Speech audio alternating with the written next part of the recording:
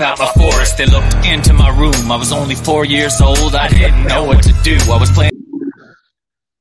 They came up out my forest. They looked into my room. I was only 4 years old. I didn't know what to do. I was playing muscle men with a friend. I think the dude was named Vernon. He saw the M16s and stepped away from the curtains, and they kicked in the door. This is the DEA. They saw my father, and then they fucked up his face, and they cruised up the stairs with their M16s. They busted into my room and scared the fuck out of me. I saw my mama. I said, what the fuck's happening? She said, we're busted. I said, what the fuck does that mean? She said, for growing the weed under the basement floor. I said, the plant that dad smoked. She said, but there's more. They're gonna take up our house. They're gonna take all your toys. They're gonna take away data. They're gonna put them in bars. They're gonna take all our money. They're gonna take all your cake. The next day was my birthday. I'm not being fake. These motherfuckers, they're called the DEA. They're called the CIA. They're called the NSA. And today, they listen to everything that you say, but you don't give a fuck. You just go about your day. You're not a file on everyone, and we pretend that we're dumb. We sell all our metadata. It's worth more than a sum, but they don't give us back none because they know that we're numb. We got some stupid motherfuckers that just want to be safe, and they'll give up their freedoms, man. They'll give up their say. They'll spend $1 million on education just to join up the slaves. You're not American.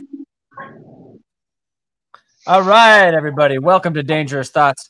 You know what? I was thinking, listening to the new theme song, that I didn't realize how many cuss words were in the song. But then it got me thinking about, you know, our rights and our right to freedom of speech. And I thought, wow, we're gonna get taken down off Facebook tonight, and maybe even, probably not X, but we're gonna get taken down, and that bothers me. It really bothers me. You know, I want to start the show by saying, you know, tonight was about we were supposed to have a guest on named Doni the Don, who is a big fighter for liberty, and an agorist or anarchist, and she's a badass, and she's super smart, but she couldn't figure internet out tonight. It's probably not her fault, so she'll join us another time. But we do have a guest, Ren Bremley, who's also an anarchist and a badass in his own right, and he's going to join us tonight to talk about the very thing that song was about: our liberty and our freedom, and our you know, what the corporation of the United States has been able to take away from us over these last few hundred years since its birth. Since the idea that we're all taught about what America should be, the land of the free, the home of the brave, the land of the free, yet we lock up more citizens than any other free country, so-called free country in the world. The type of taxes that we are hit with these days, if our forefathers were forced to pay income tax, we would have had another war. Where am I?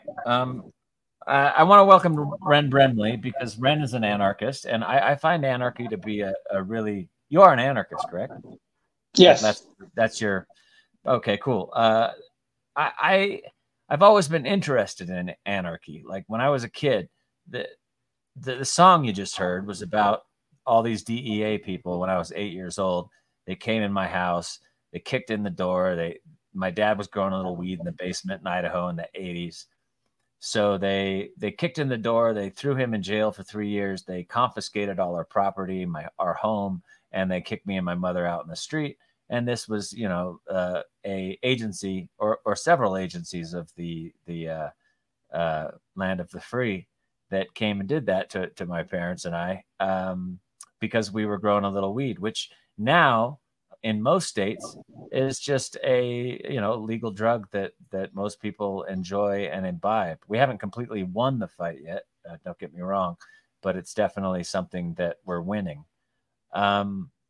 So I wanted to bring to Ren in and talk about just tell me a little bit about yourself and what kind of activism you're interested in the moment.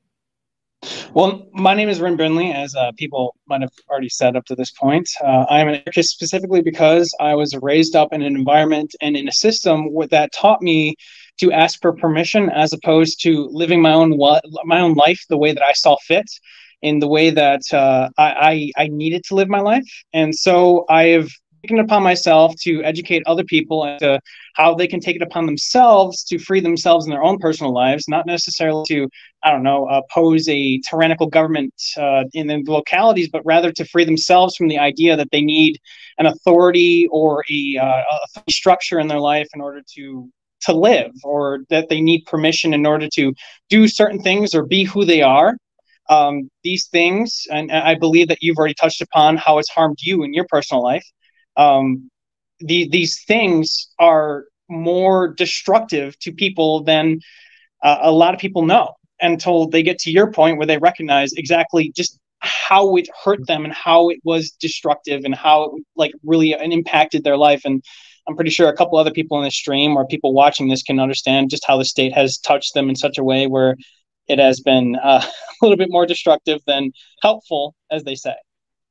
Full disclosure, and I need to get this out. I do work for the Department of Homeland Security on a volunteer basis. I'm a U.S. Coast Guard auxiliarist, so I'm DHS, not DEA. Very important distinction there.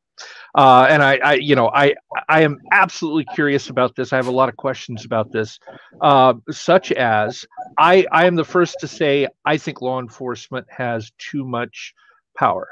I think they have way too much power. They can stop anybody on the street. They can detain you for up to 72 hours, that, without charging you with any crime. They, on and on and on. Way too much power. And my experience has been there are a few good cops that I have met, but a lot of them are schoolyard bullies that grew up and got a gold badge, right?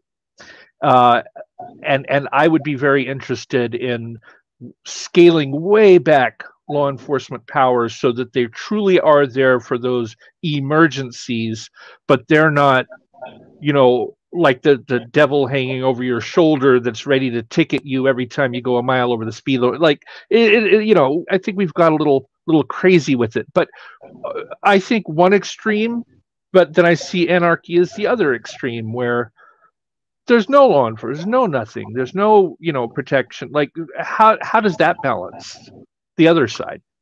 No, anarchy is not synonymous with chaos. I would say fundamentally, anarchy is just to say I'm against imposed authority.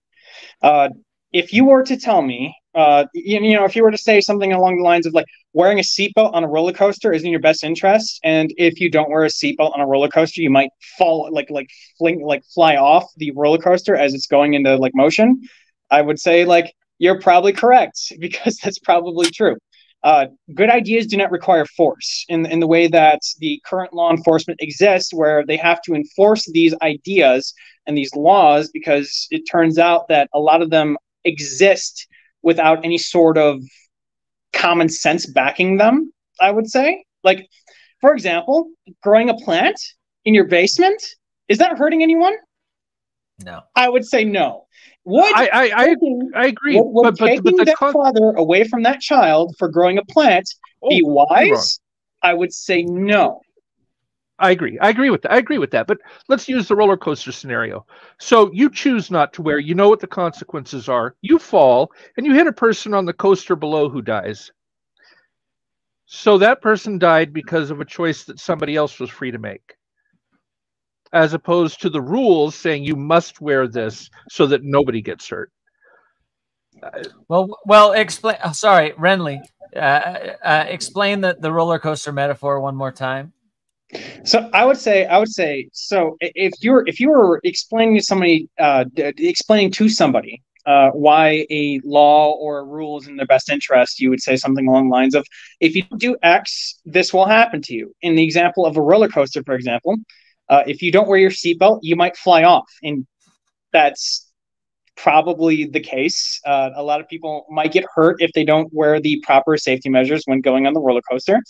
In that instance, people do not need any sort of authority or law enforcement to punish or inflict any sort of retribution to people, because they probably will take it upon themselves to wear the seatbelt so they don't fly off.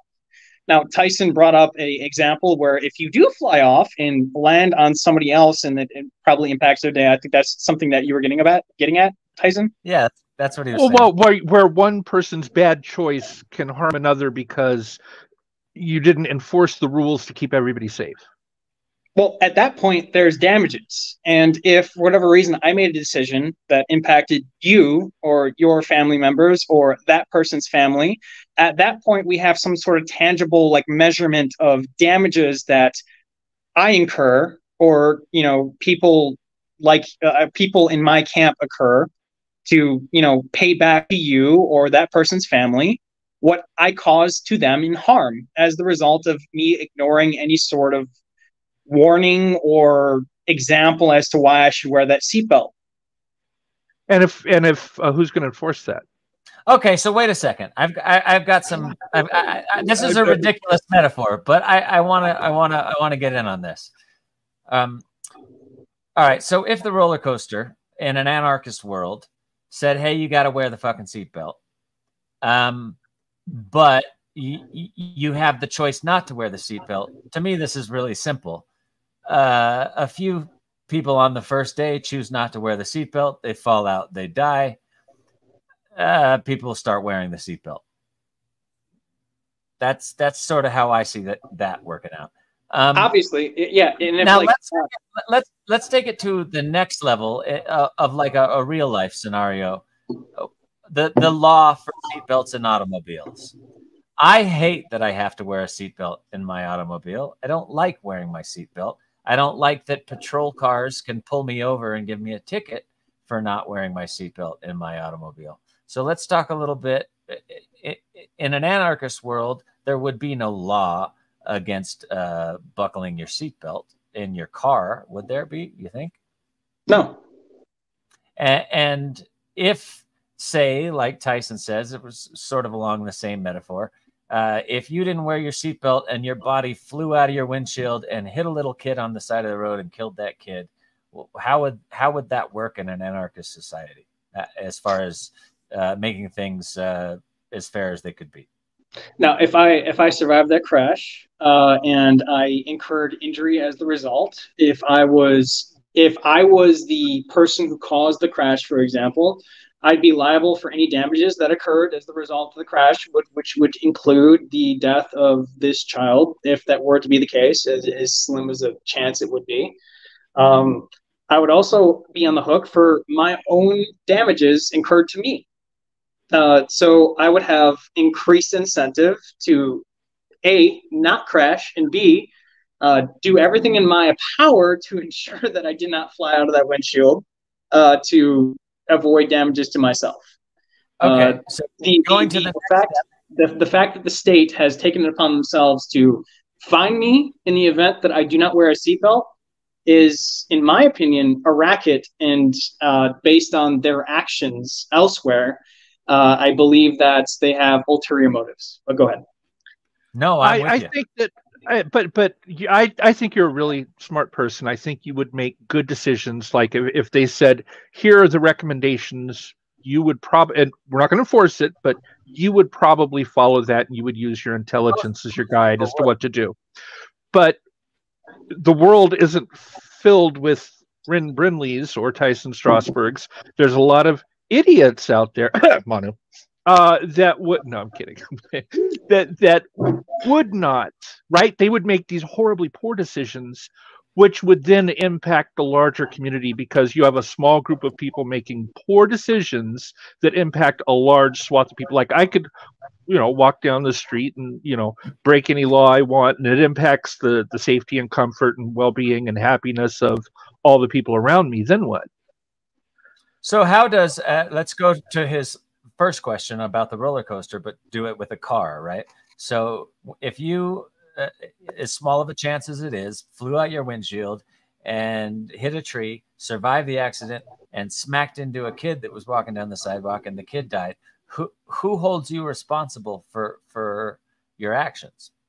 So If you're dead, if you died in the accident, first and foremost, the family of the kid who is responsible for any damages that occurred as the result of me flying out the windshield and hitting the kid. Like, where injury has occurred, there are tangible damages. There's a funeral. There are injuries if the kid survives.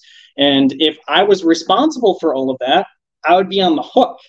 If I was doing something dangerous and nothing bad occurred, for example, or doing something that in the opinion of the states was reckless, like not wearing a seatbelt, and nothing bad occurred, I mean, like, there are no damages. But in the event that I were to have ignored all of these safety recommendations and flew out of that windshield, obviously I'd be on the hook, especially if I was responsible for the accident.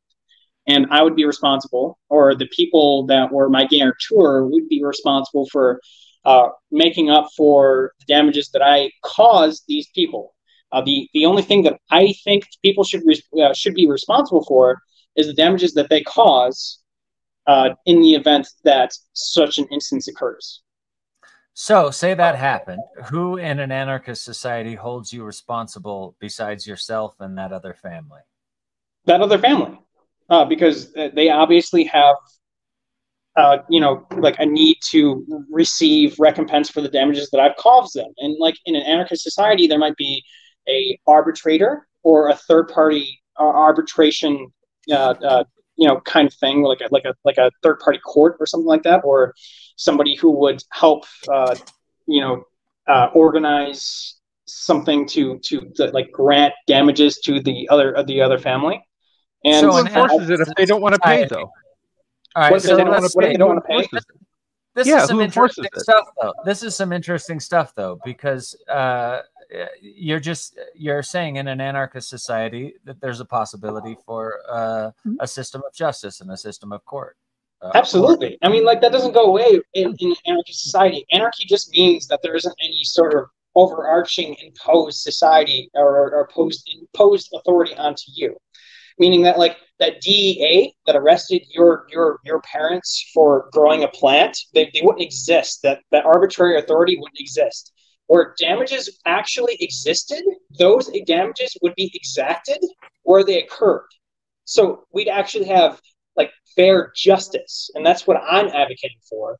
And I believe that the current overarching state has failed to do so because there's a vested interest in these people, or these people with the will to power, to arbitrarily dictate what is and is not harm. And they tend to do so in such a way where they make laws or create damages where there are none at all, like growing a plant in your basement. Who's that? Okay, so let me go off for a second. So I'm with you. I think we need complete and total police reform. And let's just start there, because we're talking about authority, right? In an anarchist world, what does the police look like? I have a couple of ideas I just want to spit out there. I think we need to reform the police. I think all of us could agree on that. So I have this idea for a police force that isn't out there. Like, if I have an idea for a police force that doesn't have patrol cars. And if there are patrol cars, those patrol cars are specifically there just like parking enforcement officers, which shouldn't exist, by the way. But just like parking enforcement officers, they don't have the right to pull you over and give you a ticket for speeding and search your car and take your children and see if you have any weapons. Just straight up, they're just enforcing traffic laws. Public safety officers as opposed to police officers. Yeah, exactly. And public safety officers. And then I think it would be really nice if we lived in a city like right now. I'm here in Colorado Springs. It's a fairly large city, but I think if there was, especially with the money that the government has now, there should be a police precinct that is just a unit that has a bunch of patrol cars that can respond to a specific crime. And it's located within 10 to 15 miles of every part of the city. More precincts with people that are willing to respond, less patrols out there like sharks looking for the evildoer. Be voluntary, like a fire department.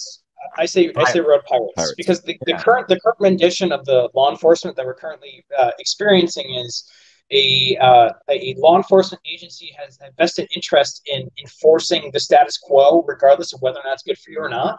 So that traffic violation, regardless of whether or not you were causing harm or not, they're going to enforce it to get exactly this right here. And they can say all day and night that that's not what they're interested in. That's exactly what they're interested in.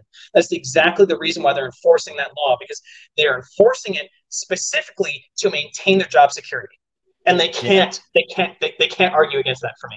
If I were to reform the police in such a way that I would be comfortable having a police force or a authority like that, I would suggest the police start only enforcing laws or responding to calls where actual damage has occurred, where actual harm is present, and stop enforcing laws that have no victim, because where there is no victim, there is no crime. Vices are not crimes. Where if a person were to do something and it only affects that person or their body, they have committed absolutely no crime.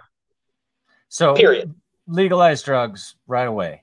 Only decriminalize drugs, because when you legalize drugs, it invites the government to say what you can and cannot do with those drugs. How many drugs you can grow, how many you can have in your possession, and that gets very complicated. And that still feeds the law enforcement's pocketbook, because I can go into the prison system and how we've incentivized having more people in the prison system to increase the paychecks of these people, which has become big. It's become big business. Yeah, it's disgusting. We have a prison system. Yes, big business incentivized by having a bunch of people locked up, as opposed to reforming or helping these people become better people.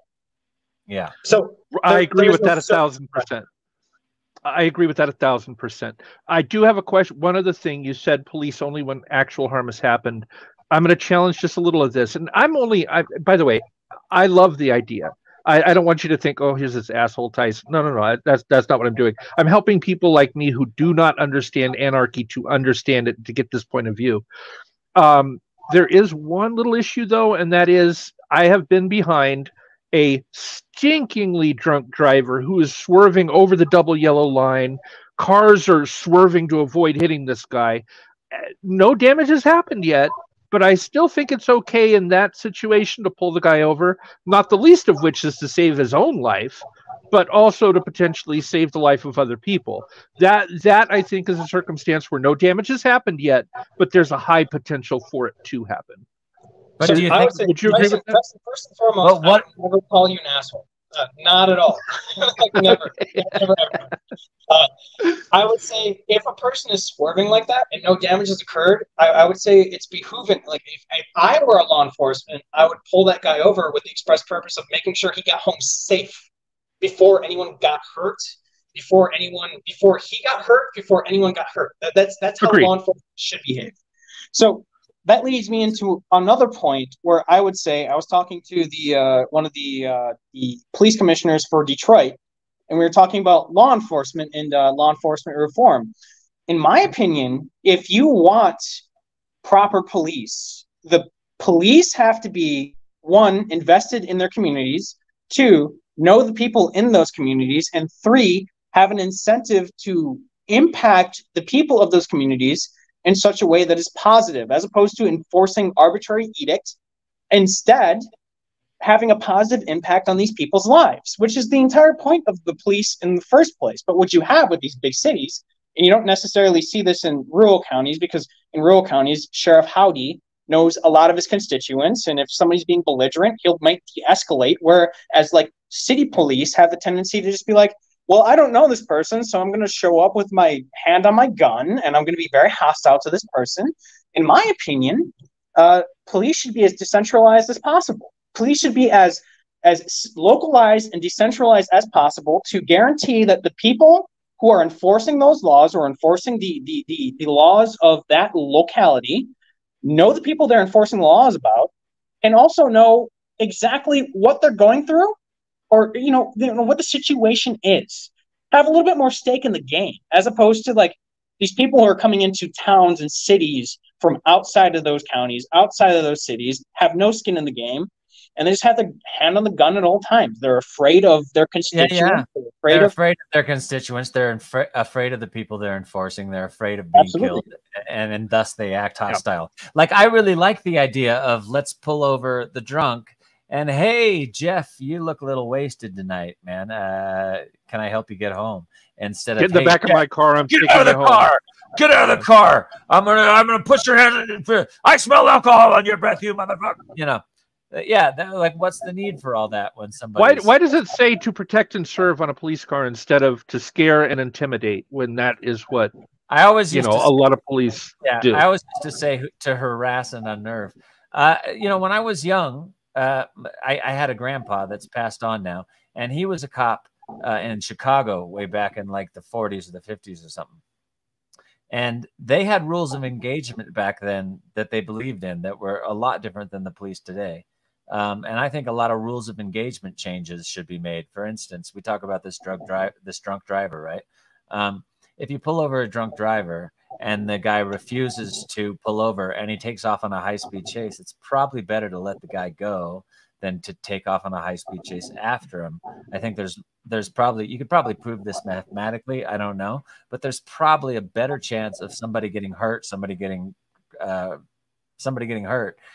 with a bunch of cops chasing a reckless drunk driver than there is of just letting the guy go. What do you think about that? That happened just 2 weeks ago on a motorcycle chase. Motorcycle failed to yield to a police officer, so a chase occurred, and he was 22 years old, and he lost his life for what? A moving violation. But because the cops wouldn't back off, they chased him until he crashed and died. But you have to understand, like, a lot of that is because these people, they go out, they have a good time. This 22-year-old goes out, has a good time, is maybe a little bit more drunk than he should be driving home, and instead of relying on like the people that are supposed to protect and serve him, they are out to persecute him as the result of these decisions. In any like sort of sane world, I would say the police or any sort of people who are there to protect you would help you to get home safe, as opposed to saying, like, if you try to get home as the result of you engaging in this activity or engaging in this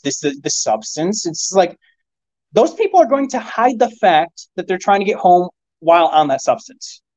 And when you catch them, they might engage in reckless activity to avoid the persecution that you've already told them they're going to endure.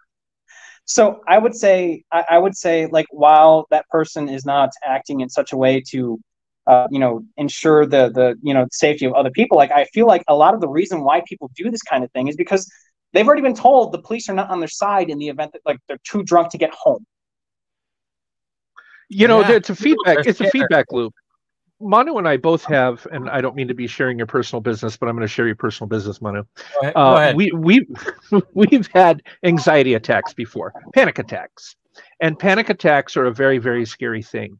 And one of the things that can cause it is the fear of being trapped or claustrophobia, And when that happens, when you're having this mental panic attack, the last thing in the world, the thing that would make it worse is if somebody tries to restrain you, because then you just panic even more. And when you panic more, what do? They restrain you more, which only builds that panic attack even worse. So it seems to me that when somebody's having a panic attack, it's, give them space, let them breathe, let there be room. But we tend to do the opposite of what's good for the person in the moment. And I can't tell you how many people that I've heard on the news, a mom calls the police because the son is having a psychiatric episode, and the police go there and shoot him. That's not the help the mom was looking for. No. It's quite common. I was watching a show the other day, and this guy was obviously mentally unstable, and he was waving around a knife at the cops, and demons were in the air, and he was listening to voices, obviously having a mental illness condition. And he's got 9 officers with their pistols drawn on him, and the guy rushed one of the police officers with his knife. I don't understand why 9 officers opened fire in that situation. This is what I'm talking about with, like, rules of engagement changes. if a man with a knife is rushing 9 officers with bulletproof vests, etc., I would think those 9 officers would be able to take the chance to restrain that man without opening fire with Asp, baton, pepper spray, taser gun. Why do you have all these things on your belt if you're never going to touch them and the first thing you go for is your gun?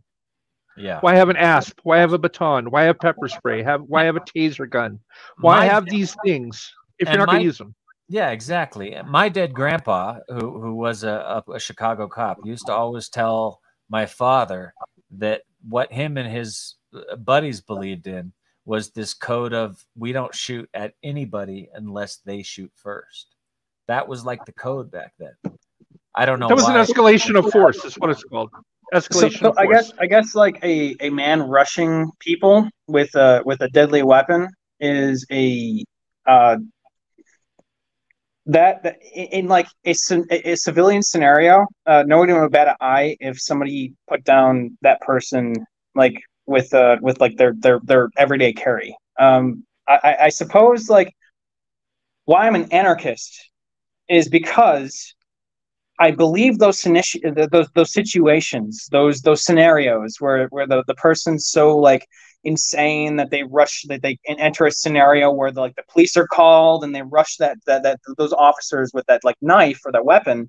I believe it's avoidable with very strong communities and people that care about the people of those communities and the people that care about their constituents or what have you. I definitely believe that this centralized authoritarian society that we built for ourselves, where like everyone's reliant on the government to come solve their problems. I mean, like they believe that by voting and by asking for government that these situations are going to be solved, they're not.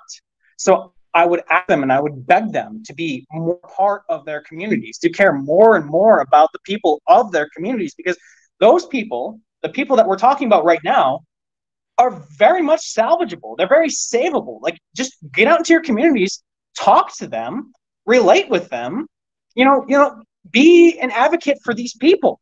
They're like your neighbors. They're part of your community. And like, that's all I'm asking as an anarchist. Like, I'm asking for people to stop asking for an authority to come save them or rescue them from these situations. I'm asking them to be a part of the solution. I'm asking them to actually entertain the idea that they are more in control of these situations that they recognize. And that, when I was 17 and we had a storm come through our neighborhood and I was trying to remove branches, like very big branches from the streets. And as I'm doing that, I'm asking for help. And they're all like, don't worry about that. The government will come through and remove the branches. It's like, no, people are trying to drive through the street right now. And this is a very able-bodied guy. And he's just like, no, the government will do it. No, the government will get there in like 2 to 3 days. We can do it right now. We can be a solution right now before it's a problem for anyone else. Right? It's funny because I agree with you. I noticed a similar thing in Phuket. Phuket, Thailand was where one of the places the tsunami hit like 20 years ago or so. Phuket, the people of that nation rebuilt that city in like 4 or 5 months. It was just done. When the New Orleans got nailed back in the day around the same time, a few years later, it's still fucked up. And it's like the American people don't want to pick up a shovel. They don't want to pick up a nail. They don't want to be responsible for their community. And I agree with you that we've built a nation that relies way too much on authority and when's FEMA or the cops or anybody else going to get here. Do the police exist in an anarchist society? Police, I would suppose some sort of authority would exist in an anarchist society, but it wouldn't be public imposed. Safety officer. Public safety officer, not police. And that's the entirety of the point. Any police or any sort of arbitration would exist in the event of actual harm or actual damages, I should say. The police wouldn't exist in such a capacity to pull you over at the side of the street, to fine you for an arbitrary speed limit or to arrest your parents for growing a plant, that's the entirety of the point. If a bunch of people agree that your parents should be arrested for growing a plant in the basement, I don't see that as just. Any sort of just arbitration or just like people who are enforcing any sort of law or order, they wouldn't arrest your parents or pull you over at the side of the street where no damages have occurred. They also wouldn't hide their vehicles to try to catch you in the event that you're doing something that they deem illegal or not so, or not up to code. Let's just say. I think I can prove the point that nobody likes the police as they are now, as we have set up in this globalist police state that we live in. Not the America that I believe in, because I don't think there's anyone out there. I don't think anyone, like no one, except maybe another police officer, that drives around and when they see a police officer, don't get nervous. I think 99.9% of the public, when they see a police officer and they're driving, suddenly get nervous for one reason or another. And that's just wrong. I'll tell you something. I have this, and I'm not going to actually show the ID portion of it, but I have this in my wallet. You know what? If I got pulled over, I would still be nervous. And I've got Homeland Security credentials, but a police pulling me over would still scare me. Yeah. Does that say something? Yeah. Absolutely. And it's sad. It's sad because I should be like, oh, thank God, I'm a little too drunk. These people are going to help me. That should be the type of society we live in. And somebody said in the chats I was reading as they appeared that should we just ignore drunk drivers? That is not. No, we shouldn't just ignore drunk drivers. The law enforcement or whoever's supposed to enforce the order there should not ignore these people, but rather make sure that they get home safe, as opposed to trying to ensure these people get locked up. These people are your neighbors. They went out for a good time. They're not trying to hurt anyone. If they haven't hurt anyone, they should get home safe. Here's the I'm going to make a counter argument that's been made to me, and just hear it out. Yeah. So if there are no consequences, so let's say that I know it's no longer illegal to drink and drive, right? I know that if I'm too drunk, somebody might pull me over and then take me home. I have no reason not to go ahead and try to drink and drive. And there might come a time when there is nobody to help me home, or there is nobody, and I do hit and kill somebody. As opposed to today, if I've had more than 2 beers, and I do drink beer, if I have more than 2 beers, I'm just not going to drink. Not necessarily because I'm scared of crashing and dying, but I'm scared of the police pulling me over if I have alcohol in my breath. So that stops that behavior, where if that law enforcement wasn't there, I might take more chances, and those chances could hurt somebody. So that's the counter argument. How do you solve for that? Tyson, I've talked to enough people to make the counter argument that the being afraid of the police response to you drunk driving has nothing to do with the decision to get home. They get home as a result of them drinking a lot at the bar. I would say in any sane society, whoever claims to be the authority or the enforcer of that of the law in that society, and I will die on this hill, would try to ensure that the people of their community get home safe after having a good time, as opposed to guaranteeing these people get locked up as the result of them going to their local drinking hole and having a little bit too much. Right. What about? I want to add to that real quick. If the fear, hey, I'm right here. Hey, that's our producer. Yeah, Cassie, go ahead.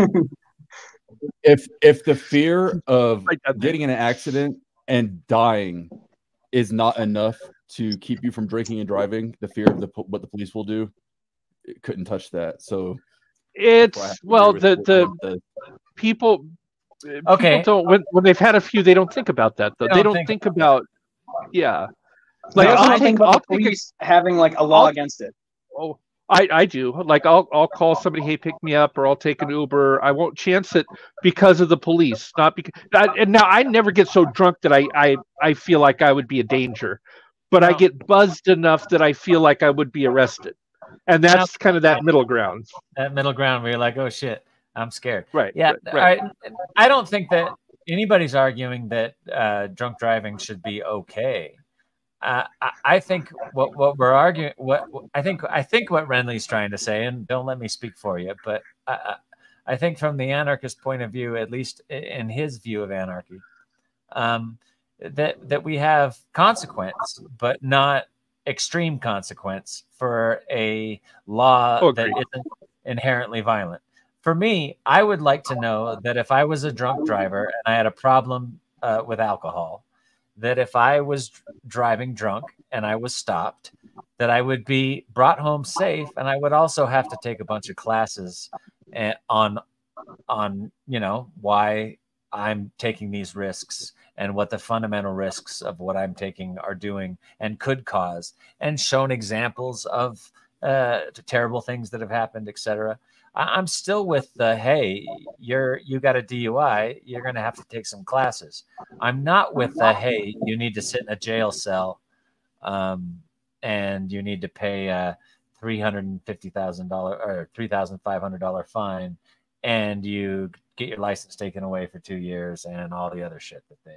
Exactly. And like a lot of people are even putting in the chat, I've been reading them as they come across the screen, and they take into account their own reasons why they wouldn't do those things, even if it was legal, because it's like common sense. I would also say that, like, exactly. No. Like, because a lot of like regular people wouldn't put themselves in that situation to harm another person. At the same time, the people that have no other choice or no other decision or like no other recourse, just like they should be protected by the police as opposed to like arrested on site or put into an institution that doesn't care about their reformation and doesn't care about their personal lives, what they have going on. It's just like I believe that the police should have a vested interest in protecting these people as opposed to just locking them up. Let's talk about drugs the same way as drunk driving, right?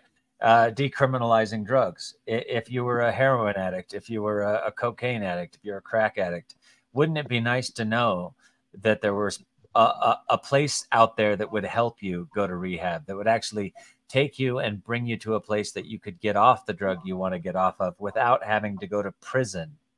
Wouldn't that be nice? I know Absolutely. that when I dealt with drug addiction in my early 20s, I was terrified of the law, and I did some of the stupidest things that I ever could imagine. And I won't tell you them because I know they record everything and watch everything on the internet now, just to make sure. But I did some Call me later shit. tonight, I'll tell you. Yeah, I did some stupid shit, and it would have been really nice to know. I wouldn't have done that stupid shit if I would have known that I was going to be taken care of and I was going to be shown compassion and treatment instead of punishment. So, that's a big deal for drug offenses and drunk driving. Manu, you touched on the very thing that I think is that I am passionate about. If I could fix anything, and I really want to work in this area, and that is, once somebody is convicted of something, we put them away in a very dangerous prison where they could be raped, they could be injured, people die in prison. It's a hellhole. It is not supposed to. A judge never says, I'm sentencing you to 5 rapes and 3 stabbings, right? They sentence you to a period of time that you're supposed to be confined as a punishment. But it is so super dangerous. And furthermore, because of that environment, what it ends up doing is hardening the person who's in there. And when they get out, they become a worse person to society than when they went in. There is zero rehabilitation, right? It's not, hey, we're going to take you in. You're going to have a comfortable place where you can be educated and where you'll be safe from being raped or stabbed or ganged or bullied. You will have your movement and freedom taken away. It is punishment, but with the means to correct the action and to help you be more of a contributing member to society. Why can't we do that instead of making criminals worse when they come out? The truth of the matter is we've invested in this society that has become so dependent upon the slave system of jailing people. You've got you've got a huge big business in building jails, and everybody in jail for these drug crimes, to me, they're like the new Jew in Nazi Germany, drug addicts, because 90% of people in these jails are in there for drug related offenses, and they're working for 11 cents an hour or 5 cents an hour or whatever it is. And it's a big slave labor system and a big business that it would be hard to dismantle at this point. A lot of people would lose their jobs, et cetera, et cetera. But the truth is, if we took jails and we actually made them into rehabilitation centers, that's what they call them. That's not what they are. But if we actually did that, I think we'd have a much better nation and a much better, much better America. If I was the ruler of everything, I would first and foremost. It wouldn't be an anarchist society. I would make the distinction. I would make the distinction, like the irony aside, I would make the distinction between a violent person as far as the prison system goes, and I would make the distinction between a non-violent offender. And in most cases, and all cases, probably the non-violent offenders, where there is no victim, there would be no crime. These people, in the event that they're the non-violent offenders, if for whatever reason they're causing a hassle for the communities, like they could probably decide, those communities could probably decide how to organize to help better their lives. And I mean, like, I'd be interested in that myself. But the violent offenders, the people who are actually interested in causing harm to people, we could probably reform the prison system to give these people a productive environment, to be a part of a society, or to have an environment where they're not going to hurt people, where they're not going to be a hassle on other people, like the violent people. And I mean, like provably violent people. Where this is actually really nice. I'm sorry to cut you off, but there's a really nice quote on the stream. That's the same logic as parenting. There should be help, repair, and train, not punish. Corrective learning when kids like that to when they're adults. Most of our society is built on fear mongering. Totally true. Keep absolutely going. Absolutely. No, that's totally true. Having been a part of a child's life for a year, and been kind of helped to raise a new and budding adult, I would say. I would say that punishment and fear mongering has a very, very detrimental impact on people. So I wouldn't default to that. I would say if a person is violent, and this is the only use for the prison system, in my opinion, if a person is truly violent, they have no other recourse but to cause harm to other people. I believe that the prison system can be used to create a productive environment for these people to not be a problem to other people, to have a path towards resolution to the problems that cause them to be violent, and also creates kind of a barrier between themselves and people who they would victimize. And are you putting your hand over the mic or something? I'm not. You're not. You're becoming tinny, and then you're becoming full volume, and then tinny again. It might be an internet connectivity issue. I think it's as you're looking away from your phone, and then you look back at your phone. All right. If you have a directional mic, yeah. Creepy. I will try to or not. This argument once more. No, there's some signal degradation here. That's a bummer. Seems like maybe a mic issue, but we could still hear you. You just sounded funny, like a robot. You're talking like a robot. Friendly's talking. Is it better? No, it's still sounding like a robot. Lift up your hands, sir. Talk. I did. Yeah, you're right. Yeah, it's Signal. It is Signal. So let's switch gears here. We've talked about policing, and I think we've made a decent point that on some of the things we could do to reform police. I wanted to say just a couple other things about police reform. I think officers should have a college education. I think that's an important thing. I think officers should be in their local communities and hired from their local communities. I also think military medics would make great police officers. It's just something I thought of earlier.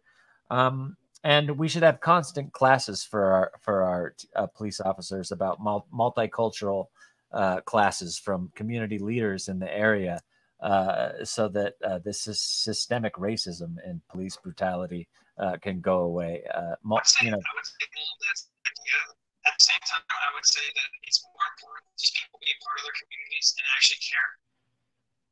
Now, because like a lot of people don't. A lot of people show up for a paycheck. A lot of people don't give any sort of care about what happens in those communities because they're from out of town. I'm speaking from Detroit standards, of course. Police Damn, Ren. I'm sorry, Ren. You're so robotic now we can't even hear you.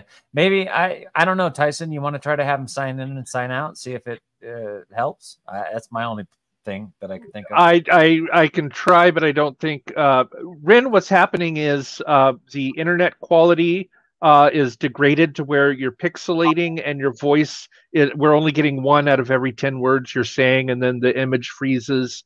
So I think it's an internet connectivity issue, which either is, well, I'm assuming that StreamYards lives on a server, so each of us, like if it was Cassie's internet, it would affect Manu and Cassie, but not you because StreamYards is on a server. So it must be your internet connectivity.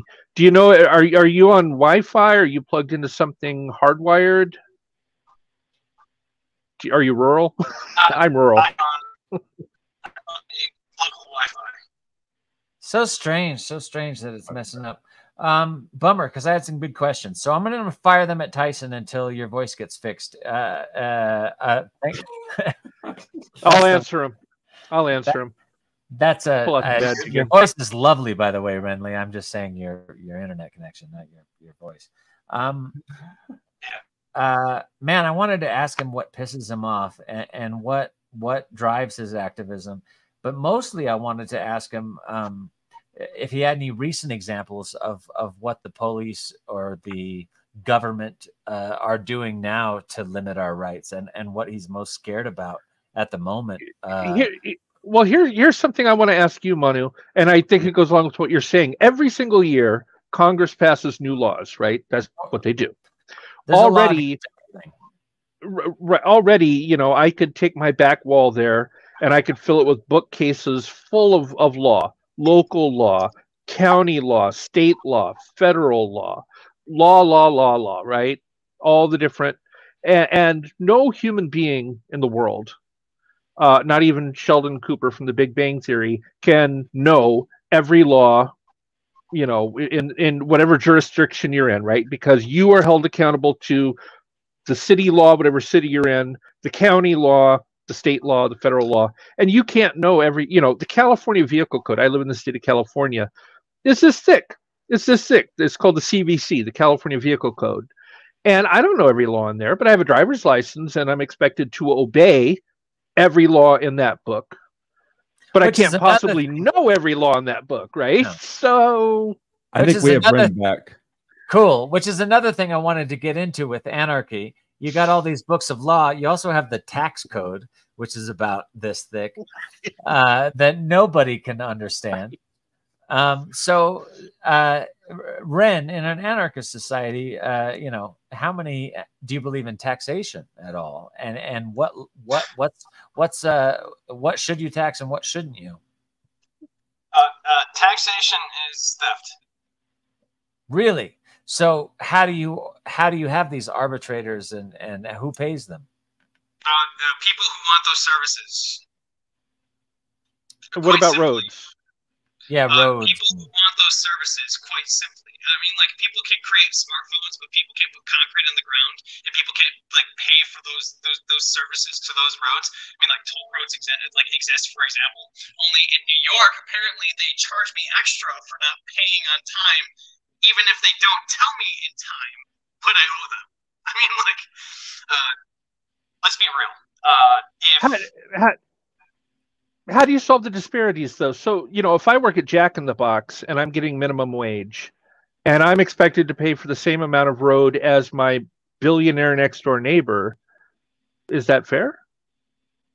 Well, your billionaire next door neighbor uses more road than you do in such a capacity where makes the road it creates the road. It makes like puts the road in disrepair. Let's just say, if he's responsible for that, he should pay a little bit more because he's responsible for putting the road in disrepair as the result of running a bunch of extra, trucks that have a little bit more weight to them over those roads. I don't think that you used as much road as he did in that instance. I do believe that when my mic was cutting in and out, Manu asked what pisses me off, and I really wanted to cover that. Yeah, go ahead. I really want to talk about that as a Michigander. I live in Michigan, and our governor right now wants to centralize authority in this state to take away power from local governments to govern themselves and centralize it amongst the state. So if you thought that taking part in your school board elections, for example, no more, because there are standardized state-level procedures that prevent parents from having an adequate say in how their children are raised. If you don't want wind or solar-powered anything in your backyard, near you, what have you, there's no more vote, there's no more recourse. The state has already decided as to what should and should not be in your backyard. That is what they're proposing here in Michigan. And that's really getting my goat. You want to talk about why I'm an anarchist? I'm an anarchist for the specific purpose of giving people more autonomy in their personal lives, giving more people more say in how their lives are governed and how they live their lives and how they want to proceed as to what is the best thing for them. And when any centralized institution or government says that they can't do that, that really gets my goat. When a government comes in and says, you can't grow that plant, or you have to allow this person to build this thing in your backyard, regardless of whether or not you want it or not, at your expense, that's when I get angry. And that's why I'm not an anarchist. Is that Gretchen Whitmore? I don't know my states. That is I'm trying to think of your... Gretchen Whitmore is your governor. Okay. I'm thinking, though, because she's a Democratic governor, and prior to her was a Republican governor, and it was under the Republican governor which we saw Flint, Michigan, for example. They took away a lot of the local leadership there. They switched the water from what used to come from, I want to say, one of the Great Lakes to a polluted river, and it ended up eating away at the pipes. It ended up poisoning communities. Flint, Michigan is still dealing with the water crisis that happened, I want to say, 8 years ago. It does not matter who it is. It does not matter if it's a Republican, if it's Rick Snyder or Gretchen Whitmer. It does not matter who Rick it is. Snyder. Gretchen Whitmer was actually caught speaking in Greek, literally translating her emails to Greek to communicate with other people as to a poisoning of a local community's water. I bet you guys didn't know that. Gretchen Whitmer was pulling a Rick Snyder essentially to hide the fact that she knew about a locality having their water poisoned under her watch, and she didn't do anything about it. Nothing. No. So, yeah. I would. All right. So I think something that we all agree upon, and we've ran out of time. We're 10 minutes past the hour. But Ren, thanks for stepping in and joining us on Dangerous Thoughts. Donnie the Don wasn't able to come, and you were kind enough to step in and be our ghost. I mean, our ghost. I hope I lived up to the expectation. No, you absolutely did, and we'd love to have you back. We just need to fix your mic because next time we can do this for longer. But because of all the technical difficulties tonight, and because it's the end of the show, I'm going to call it. But I do want to say that I think we all, as three different Americans, do agree on some certain basic things, and that's that our system isn't working right now. Our system has been broken for quite some time, and there's a lot of fixes and a lot of things that need to be changed. I'm just going to say, on my personal opinion, I think we need to throw out the two-party system. We need to establish ranked choice voting. We need to establish a voting system that just like the blockchain or whatever, that every human being can look at and actually see for sure exactly who voted where and how they voted. I don't know if you guys, I'm not a big Bitcoin guy, but I do understand that the blockchain is something that anybody has the power to look up and see all transactions, and it's like unchangeable. I think that would be something good for our voting system. I also think that the two-party system has to go. The Democrats and the Republicans are all, for the most part, besides maybe one or two people, but all for the most part in the hands of the corporate elite, the military industrial complex, and they are not representing their people. We have a place called the United States of America Corporation instead of the America that we all want to believe in and we all want to live in. So, vote for somebody else. Quit listening to who your TV wants you to vote for. The TV is... Yeah. Say again? If I may, go ahead. Really quickly, if my mic will let me. I believe that the call to people to vote for something, we're long past that. I don't necessarily, as an anarchist, and this is ultimately what brought me to the current position that I'm at, I think we're long past that. And this might be a very radical message, but I'm not afraid to make it. I believe that people should get out to the communities, and if they have an issue, they should try to propose a solution in their communities to fix it. I believe that they should stop relying on any federal or state institution to come to their rescue, because they are not coming. They will never come. These people... Oh, they'll come. They'll come to enforce and stop your new idea.